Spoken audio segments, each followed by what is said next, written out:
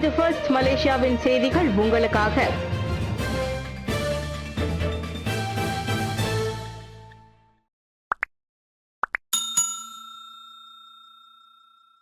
கெடா வெள்ளத்தில் பாதிக்கப்பட்டோரின் எண்ணிக்கை தொடர்ந்து உயருகிறது.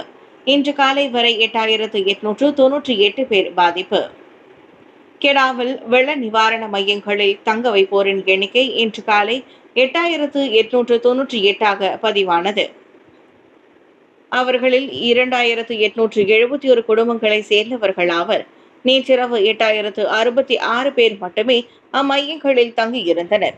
ஒட்டுமொத்தமாக 5 மாவட்டங்களில் 44 தற்காலிக நிவாரண மையங்களில் அவர்கள் தங்க வைக்கப்பட்டுள்ளனர். ஆக அதிகமாக கோதஸ்டார் மாவட்டத்தில் 5099 பேர் பாதிக்கப்பட்டுள்ளனர்.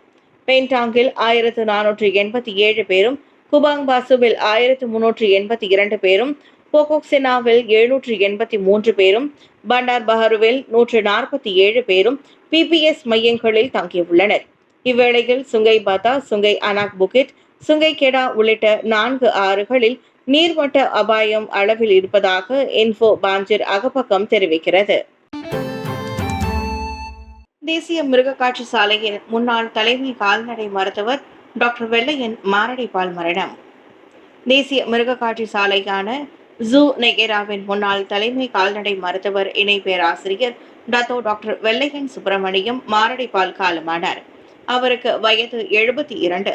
ஜூ நெகேராவின் முன்னாள் துணை இயக்குநருமான டாக்டர் வெள்ளையன் வனவிலங்குகளின் பாதுகாப்புக்கு பெரும் பங்காற்றியுள்ளார்.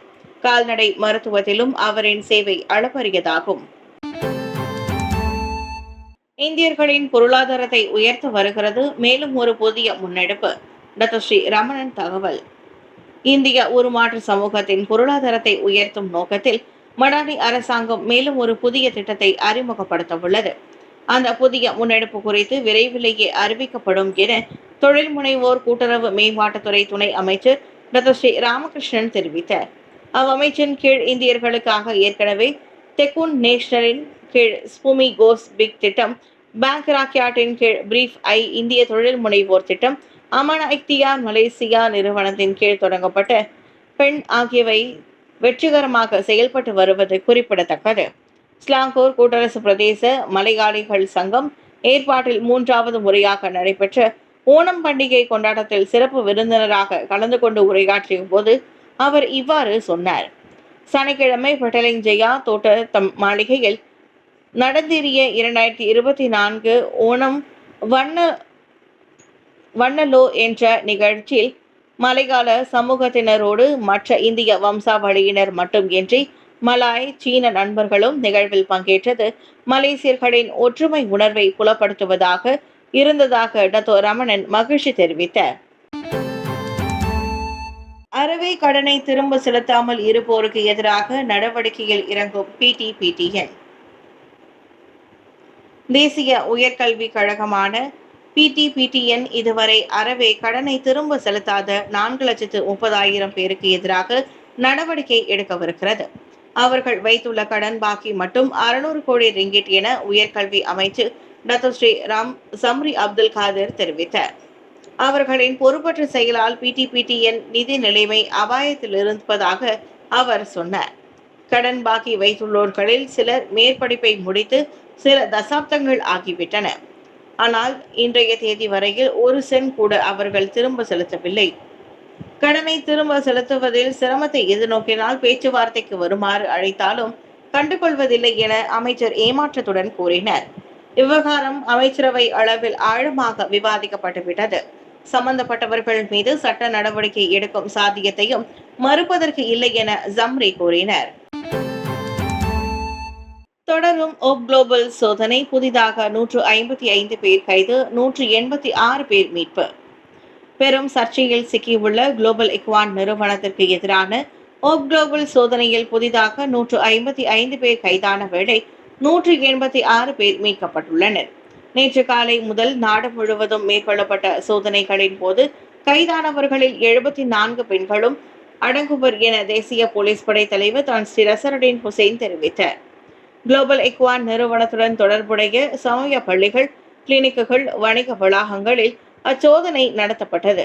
முறை தவறிய சமய போதனை தொடர்பான கையேடுகளும் பறிமுதல் செய்யப்பட்டதாக ஐஜிபி சொன்னார்.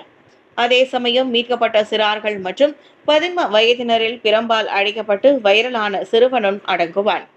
கைதானவர்களில் சிறார் துன்புறுத்தல், அலட்சியம், குழந்தை கடத்தல் உள்ளிட்ட புகார்களுக்கான விசாரிக்கப்படுகின்றனர். 9 வயது சிறுமிக்கு பாலியல் தொந்தரவு, கடத்த முயற்சி, சேட்டாங்கில் சிக்கிய வெளிநாட்டு ஆடவன். ஸ்லாங்கூர் ஸ்ரீகேக் மாகாணில் 9 வயது சிறுமியை கடத்தி பாலியல் ரீதியாக துன்புறுத்திய சந்தேகத்தின் பெயரில் 35 வயது வெளிநாட்டு ஆடவன் கைதாகியுள்ளார். தனது தந்தை வேலை செய்யும் இடத்திற்கு அருகில் இரவு 11 மணி வாக்கில் தோழிகளுடன் விளையாடிக் கொண்டிருந்த அச்சிறுமியை நெருங்கிய சந்தேக நபர் அவளை மானபங்கம் செய்துள்ளார். அவளை சோதனையிட்டதில் ஆபாச படங்களையும் வீடியோக்களையும் அவன் வைத்திருந்தது அம்பலமானது. அவனிடம் முறையான பயண பத்திரமும் இல்லை என செட்டாங் போலீஸ் தலைவர் ஏ அன்பழகன் தெரிவித்தார். செப்டம்பர் 27ஆம் தேதி வரை விசாரணைக்காக அவன் தடுத்து வைக்கப்பட உள்ளான். லெஜெண்டரி ரைடர்ஸ் கிளப் மற்றும் இண்டிகோ ஹோட்டல் ஏற்பாட்டில் கோலாலம்பூரில் வீடற்றவர்களுக்கு உணவு பொட்டலங்கள் அன்பளிப்பு. லெஜெண்டரி ரைடர்ஸ் கிளப் மற்றும் இண்டிகோ ஹோட்டல் இணைந்து கோலாலம்பூர், கோத்தாராயா பகுதிகளில் இருக்கும் ஆதரவற்றோருக்கு நேற்று முன்தினம் உணவு பொட்டலங்கள் வழங்கினர். சமூக கடப்பாட்டிலான இந்த நிகழ்வு இண்டிகோ ஹோட்டலின் தலைமை மனிதவள நிர்வாகி மற்றும் லெஜெண்டரி ரைடர்ஸ் தலைவர் மொஹைதீன் அப்துல் காதர் தலைமையில் நடைபெற்றது. அதில் சுமார் 30 பேர் கலந்து கொண்டு ஆதரவற்றோருடன் கரிசனையோடு பழகி அவர்களுக்கு ஆலோசனைகளையும் வழங்கினர். தெருவோரங்களில் ஆதரவற்று கிடக்கும் மக்களின் நிலை கண்டு தன்னார்வலர்கள் சிலர் மனம் நெகிழ்ந்து கண் கலங்கினர். நாதன் என்பவர் அந்நிகழ்வுக்கு காஜாங்கில் இருந்து தன் பிள்ளைகளையும் அழைத்து வந்திருந்தார். வாழ்க்கையின் மறுபக்கத்தை பிள்ளைகளுக்கு அடையாளம் காட்டுவதும் தங்களை விட பேறு குறைந்தவர்களுக்கு உதவும் மனப்பான்மையை ஊட்டுவதுமே அவர் நோக்கம் என்றார் அவர். அந்நிகழ்வு லெஜெண்டரி ரைடர்ஸ் மலேசிய நிறுவனர் மகேந்திரமணி ராகவனின் நன்றி உரையோடு இனிதே முடிவுற்றது. ஸ்ரீ டாமன்சரா அடுக்குமாடியில் ஆடவர் படுகொலை, 3 சந்தேக நபர்கள் கைது. பெட்டலிங் ஜெயா பண்டா ஸ்ரீ டாமன்சராவில் உள்ள அடுக்குமாடி குடியிருப்பில் 36 வயது ஆடவர் 20 முறை கத்தியால் குத்தப்பட்டு படுகொலை செய்யப்பட்ட சம்பவம் தொடர்பில் 3 கைதாகியுள்ளனர். உளவு பார்த்ததன் பலனாக அடுக்குமாடி குடியிருப்பில் சோதனை நடத்தி 50 முதல் 61 வயது வரையிலான 3 கைது செய்ததாக பெட்டலிங் ஜெயா போலீஸ் துணைத் தலைவர் சூப்பரிண்டென்டென்ட் எம் ஹுசைன் சலஹுடின் சொல்கிஃப்லி தெரிவித்தார். 3 ஒரே வீட்டில் தங்கியிருப்பவர்கள். அவர்களில் ஒருவன் தன் படுகொலையில் சம்பந்தப்பட்டிருப்பது தொடக்க கட்ட விசாரணையில் தெரிய வந்துள்ளது.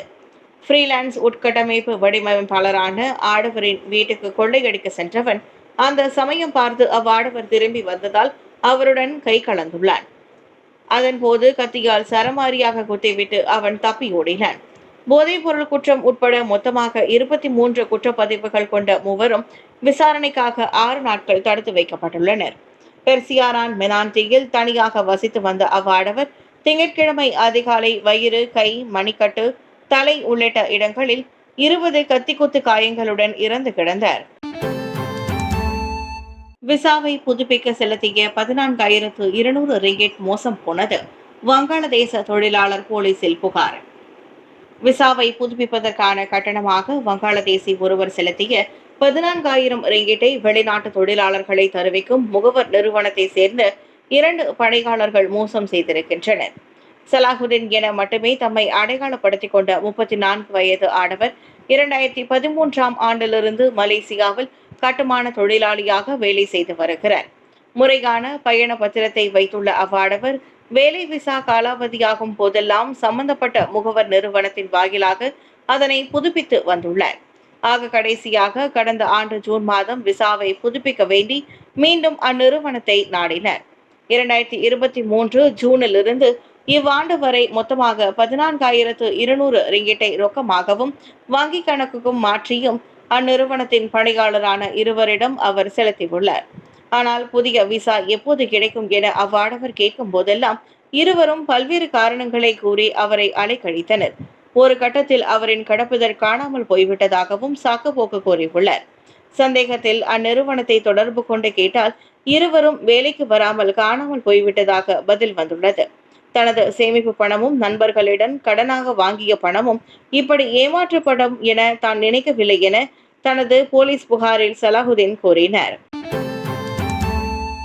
ஈப்போவில் வீட்டு கழிவறை கழியில் தலையை நீட்டிய மலைப்பாம்பு, அதிர்ச்சியில் உறைந்து போன உரிமையாளர். பேரா ஈப்போ தாமான் செம்பாக்காவில் வீடொன்றின் கழிவறை குழியில் பாத்திக் ரக மலைப்பாம்பு புகுந்ததால் உரிமையாளர் அதிர்ச்சியில் உறைந்து போனார். பதற்றத்தில் உடனடியாக தீயணைப்பு மீட்பு துறையினருக்கு தகவல் கொடுக்க அவர்கள் வந்து கழிவறையை உடைத்து பாம்பை பிடித்து சென்றனர்.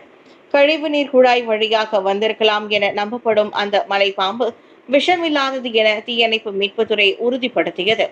அதன் முகநூல் பக்கத்தில் பதிவேற்றப்பட்டுள்ள புகைப்படத்தில் அகல விரிந்த கண்களுடன் மலைப்பாம்பின் தலை கழிவறை குழியில் இருப்பது தெரிகிறது. அப்பதிவை பார்த்த வலைதளவாசிகள், எந்த கெட்ட கனவு நடக்கக்கூடாது என்று நினைத்தோமோ அது நடந்துவிட்டதே என கருத்து கூறினர். இனி கழிவறை செல்லும் போதெல்லாம் பாம்பின் ஞாபகம் அல்லவா நமக்கு வந்து போகும் என தங்களின் பீதியை பலரும் பகிர்ந்து வருகின்றனர். மனிதகுலம் அழியுமா? முன்னேற்பாடாக 5D நினைவக படிவகத்தில் சேமித்து வைக்கப்பட்ட முழு மனித மரபணுகள். பல்லாயிரம் ஆண்டுகளுக்கு தாக்குப்பிடிக்கும் வகையில் முழு மனித மரபணுவை 5D நினைவு படிவகத்தில் பிரிட்டன் விஞ்ஞானிகள் பாதுகாத்து வைத்துள்ளனர். இது எதிர்காலத்தில் மனித குலத்தை அழிவிலிருந்து மீட்டெடுக்கும் வரைபடத்தை வழங்கும் என்று அவர்கள் நம்புகின்றனர். சவுத்தாம்ப்டன் பல்கலைக்கழகத்தின் ஆப்டோ எலக்ட்ரானிக்ஸ் ஆராய்ச்சி மையத்தின் குழு மில்லியன் கணக்கான ஆண்டுகள் நீடிக்கும் அந்த தரவு சேமிப்பு வடிவத்தால் ஆபத்தான தாவரங்கள் மற்றும் வன விலங்குகளின் மரபணுக்களையும் காப்பாற்ற முடியும் என கூறுகிறது. மற்ற தரவு சேமிப்புகள் காலப்போக்கில் சிதைவடைந்துவிடும். ஆனால் இந்த 5D நினைவக படிகங்களால் 360 டெராபைட்ஸ் தகவலையும் அதிக வெப்பநிலையில் கூட பில்லியன் கணக்கான ஆண்டுகளுக்கு இழப்பின்றி சேமிக்க முடியும் என விஞ்ஞானிகள் கூறுகின்றனர். இந்த 5D நினைவக படிகமானது 2014ஆம் ஆண்டில் மிகவும் நீடித்த தரவு சேமிப்பு பொருட்களுக்கான கின்னஸ் உலக சாதனையை பெற்றது குறிப்பிடத்தக்கது. ஆக்ராவில் கனமழை, தாஜ்மஹால் சுவரிலும் தரையிலும் விரிசல்கள், வைரலாகும் வீடியோக்கள். இந்தியாவின் ஆக்ராவில் கடந்த வாரம் இடைவிடாமல் பெய்த மழையால் உலக அதிசயங்களில் ஒன்றான தாஜ்மஹால் கட்டடத்தில் பல விரிசல்கள் விழுந்துள்ளன. தாஜ்மஹாலின் சுவர்களிலும் தரையிலும் ஆங்காங்கே விரிசல்கள் காணப்படுவது வைரலான வீடியோக்களிலும் புகைப்படங்களிலும் தெரிகிறது. பிரதான குவி மாடத்தின் சுவர்களில் செடிகள் முளைத்து விரிசல்களின் வழியே மழை நீர் கசியும் காட்சிகளும் வெளியாகியுள்ளன. இந்நிலையில் அவ்விவகாரம் குறித்து கருத்துரைத்த தொல்பொருள் ஆய்வாளர் ஒருவர் தாஜ்மஹாலின் பிரதான குவி மாடம் பாதுகாப்பாக இருப்பதாகவும் சேதம் எதுவும் இல்லை என்றும் கூறினார். எனினும் குவி மாடத்தில் நீர் கசியும் இடங்களும் விரிசல்களும் ஏற்பட்டுள்ள பகுதிகளும் அணுக்கமாக கண்காணிக்கப்பட்டு வருகின்றன. அடைமழை நின்றவுடன் உரிய சீரமைப்பு பணிகள் மேற்கொள்ளப்படும் என்றார் அவர்.